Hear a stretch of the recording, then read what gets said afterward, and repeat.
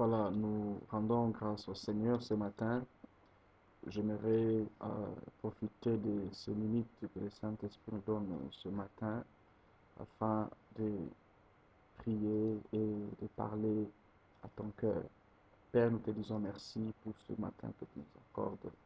J'aimerais recommander les minutes que tu nous donnes devant ton peuple. Seigneur, bénis ce temps. Je prends autorité contre tout ce qui n'est pas de toi dans le nom de Jésus. Et je libère l'onction, l'action du Saint-Esprit en cette journée. Au nom de Jésus. Amen. Amen. Que Dieu te bénisse, peuple francophone ou tous ceux qui vont traduire ce message à d'autres langues. Nous pensons désormais avoir des petits moments d'exhortation chaque fois que Dieu nous le met à cœur. Mon nom c'est Ange Kunda. Je suis pasteur dans l'église internationale Centre missionnaire chrétien Son de vie. En allemand, c'est Kohle des Lebens. Poussés par l'Esprit, nous serons en mesure de vous donner quelques minutes en vidéo et même en audio pour les exhortations. Et ce matin, l'Esprit nous a conduits à parler d'un thème important qui concerne, bien entendu, les peuples de Dieu. J'aimerais que ceux qui ont leur Bible ce matin aillent avec moi ensemble, et que nous puissions lire ce que le Saint-Esprit nous dit. Alors, je vous invite ensemble avec moi dans le livre de Matthieu. Ceux qui ont leur Bible en face peuvent bien entendu les prendre afin que nous puissions ensemble lire les Écritures. Le livre de Matthieu se trouve dans le Nouveau Testament. Gloire à Dieu. Matthieu chapitre 25. Matthieu chapitre 25. Nous allons lire un texte important afin que ce matin le Saint-Esprit nous visite, afin que ce matin l'Esprit de l'Éternel nous bénisse. Matthieu chapitre 25.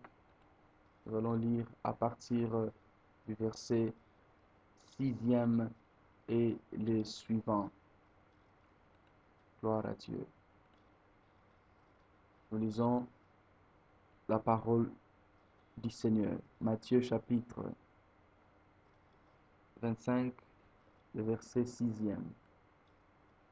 Nous lisons au nom de Jésus. À minuit,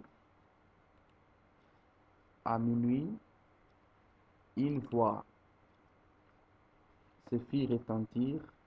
Voici l'époux, allez à sa rencontre. J'ai la version du semeur. À minuit, un cri retentit. Voici l'époux, allez à sa rencontre. La Bible nous explique que dans les paraboles que donnait Jésus par rapport à ce que ressemblerait le royaume de Dieu, ici, il nous donne la parabole des 10 vierges. Il est vrai qu'il y a plusieurs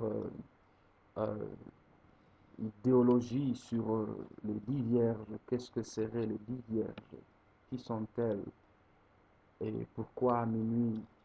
En quelques minutes, j'aimerais juste parler à l'Église de Dieu que nous sommes dans un temps de confusion, dans un temps où l'adversaire accélère l'hérésie afin de tromper l'Église, mais gloire soit rendue à Dieu, parce qu'à cette même période de confusion, à cette même période du temps de la fin, Dieu envoie des gens qui vont crier à cette période. Crier à minuit, voici l'époux et aller à sa rencontre. Ce message, c'est le message prophétique que l'Église doit accueillir.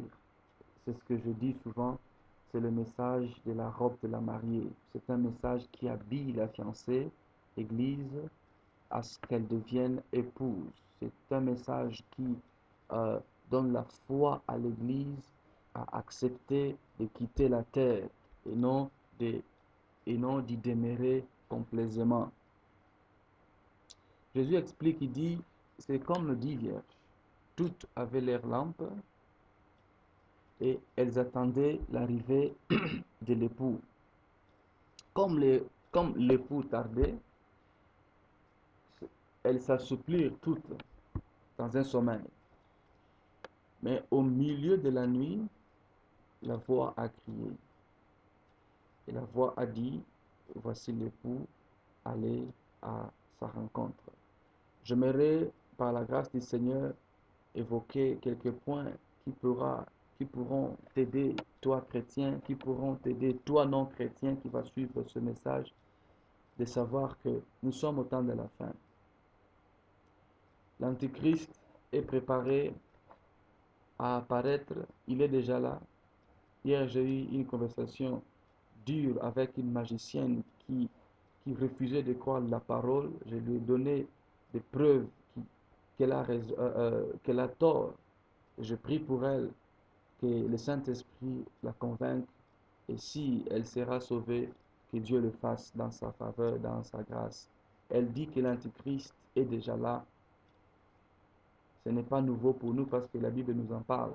Dans 2 Thessaloniciens 2, 1 jusqu'à 8, on nous parle que ses œuvres sont déjà manifestes, mais celui qui le retient est encore là.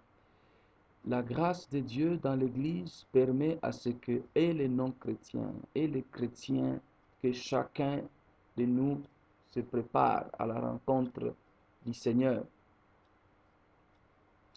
Les 10 vierges, toutes ont reçu leur huile, toutes ont reçu leurs préparatifs pour rencontrer l'époux.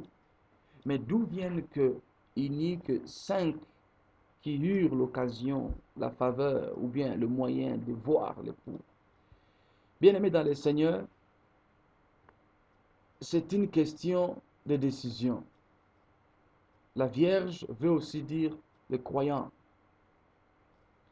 La foi a été donnée, la grâce a été libérée à chaque croyant de se préparer quotidiennement par la grâce du Saint-Esprit, disait Jésus, je m'en vais et je vous enverrai le consolateur qu'enverra le Père. Car si je ne m'en vais, il ne viendra pas. Le Saint-Esprit a comme but de former Jésus en nous. Nous qui sommes le corps de Christ, et le Saint-Esprit, il forme la tête en nous. Aussi longtemps que nous n'aurons pas le même tissu spirituel entre la tête et le corps, il n'y aura pas enlèvement. Mais il n'y aura enlèvement que quand le corps sera identique à la tête qui est Christ. Et quand les vierges se sont assouplies et se sont toutes endormies, c'est l'image de l'Église actuelle, surtout l'Odyssée. Nous avons fait des programmes, on a éliminé le Saint-Esprit du programme, on a fait nos programmes à nous-mêmes et l'Esprit de Dieu est inactif, il est affaibli, diminué dans nos activités et ainsi l'adversaire règne, il parle, il corrige, il dirige, il est libéré. Les démons ne sont plus chassés. Il y a des églises où quand tu parles de démons, c'est toi maintenant qui es démonisé parce que euh, euh, euh, tu, tu, tu, euh, tu prêches un message contraire. L'église est endormie. Les divisions, les calomnies. Comment on peut réussir une mission pendant que les églises qui sont appelées à travailler en connivence se disputent, se tiraillent? Jésus a dit, un royaume divisé ne tiendra pas. Si le corps de Christ ne sait pas se soutenir, savoir que chaque église locale est un membre dans le corps et que chaque membre dans l'église locale est un membre dans le corps local, comment allons-nous espérer vivre la puissance du Saint-Esprit parmi nous? Mais gloire soit rendue à Dieu parce que il faut qu'il s'élève des voix qui doivent crier à minuit. Et la minuit, c'est le temps de 2 jours, c'est le temps de confusion. À minuit, c'est la fin d'un jour, le début d'un autre. C'est la fin d'une saison et le début d'une autre saison. Il faut qu'il y ait une voix qui crie, pas que voici j'ai une belle chaussure, voici j'ai 10 000 chaussures, voici j'ai une jolie femme, voici. Non, non, non, non. Le message de ce temps de la fin doit nous montrer l'époux. Voici l'époux, allez à sa rencontre. Voici l'époux. Un message qui oriente l'épouse à l'époux. Pas un message qui oriente l'épouse au matériel, l'épouse à n'importe quel bien, bien que le Saint-Esprit peut et va et devra nous bénir, et va nous bénir car c'est dans sa parole, mais nous devons voir dans quelle mesure, à ce temps de la fin, orienter l'Église vers l'époux.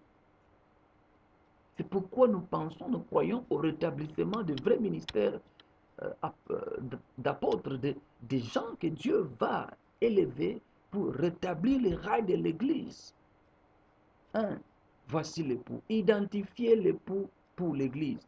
2, un message qui attire l'épouse allant vers l'époux.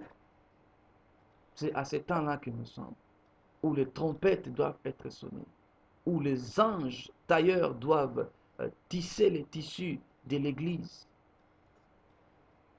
Bien-aimés, nous sommes au temps de la fin. Jésus-Christ revient bientôt. Le temps est très, très, très, très critique. Politiquement, on peut le vérifier. Comment les préparatifs de la Troisième Guerre mondiale s'est fait. Comment est-ce que la préparation de l'entrée de l'Antichrist s'est fait. Comment est-ce que la préparation officielle de la marque de la bête à être apposée, surtout ici en Europe. Les manigances se font dans le sens que non, c'est pour la sécurité, tout ça. On va vous en parler une autre fois. Mais voici, je suis presque à la fin. Prépare-toi à la rencontre de ton Dieu. L'enlèvement est à la porte. Il n'y a pas une date qui a été prévue. Nous apprenons qu'il y a un calendrier qui dirait que le 12 janvier, non, le 12 décembre, c'est la fin du monde. Si on dit que le 12 décembre, c'est la fin du monde, moi j'ai dit c'est le début de la fin, car on va commencer à tromper les gens de ce qui est eu fin à gauche, fin à droite. Ce n'est pas ça. La Bible ne donne aucune date. La date que tu dois savoir, c'est aujourd'hui. Répands-toi. Car tu peux mourir aujourd'hui, tu peux quitter la terre aujourd'hui. Et non seulement ça, Dieu va faire une action surnaturelle. Il va enlever l'Église. C'est quoi l'Église? Ce sont les élus, les croyants, ceux qui croient à Jésus-Christ comme Seigneur et Sauveur. Voilà pourquoi je te le demande. Là où tu es, par la grâce de Dieu, répands-toi. Toi qui suivras ces messages, répands-toi. Abandonne la drogue, abandonne les cigarettes, l'alcool, l'adultère, abandonne toutes ces choses-là, le meurtre. Abandonne ces choses. Reviens à Dieu. Reviens à Dieu. Le temps est dur. Reviens à Jésus. Jésus revient très bientôt. À quoi te servirait de gagner toute la terre et de perdre ton âme? Voilà, nous sommes à la fin. Que le Dieu que nous prêchons te bénisse. Si tu veux nous contacter, nous vous donnerons les liens là en dessous. N'oublie pas, nous sommes au temps de la fin. Jésus revient bientôt. Répands-toi. Cherche la sanctification. Cherche la communion avec Dieu. Si tu as une église dans ton alentour, vas-y, parle au pasteur qui est là. Dis-lui, j'aimerais être enfant de Dieu. J'aimerais me repentir. Que Dieu te bénisse. Voilà, pour ma part, je te salue. Je te dis merci pour nous avoir suivis. N'oublie pas, nous sommes au temps de la fin. Jésus revient bientôt. L'enlèvement est à la porte. Répands-toi, car une voix devra crier à minuit, dire, voici l'époux, et aller à sa rencontre. Que Dieu te bénisse. Bye bye.